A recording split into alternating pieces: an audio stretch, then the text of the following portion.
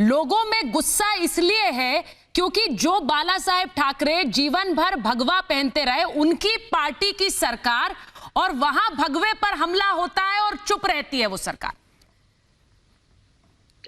जी बिल्कुल सही बात है, क्योंकि इतना बर्बरतापूर्ण कृत्य होने के बाद सरकार की ओर से 3 दिन तक कोई भी प्रतिक्रिया नहीं दी जाती।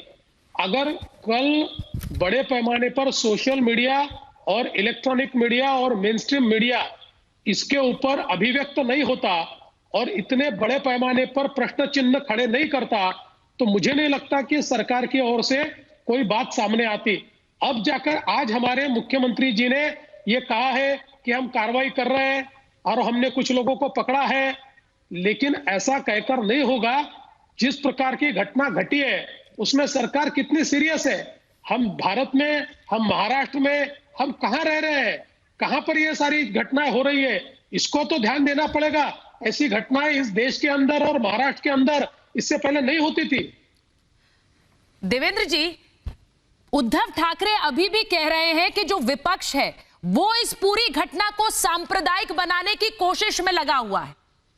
अभी भी वो सांप्रदायिकता का एंगल खंगाल रहे हैं और उसको विपक्ष पर डाल रहे हैं।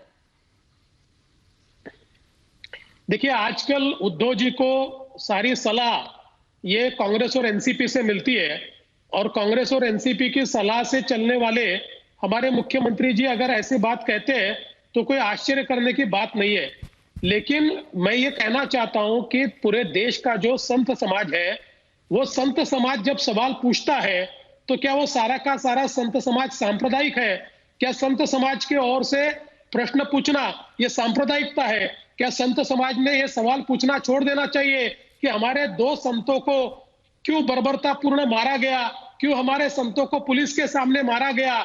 इस प्रकार का सवाल अगर हमारा संत समुदाय पूछे तो क्या वो इस प्रकार से उनको कम्युनल कहा जा सकेगा? मुझे ऐसा लगता है कहीं ना कहीं अपने गिरेबान में झांकने की आवश्यकता है।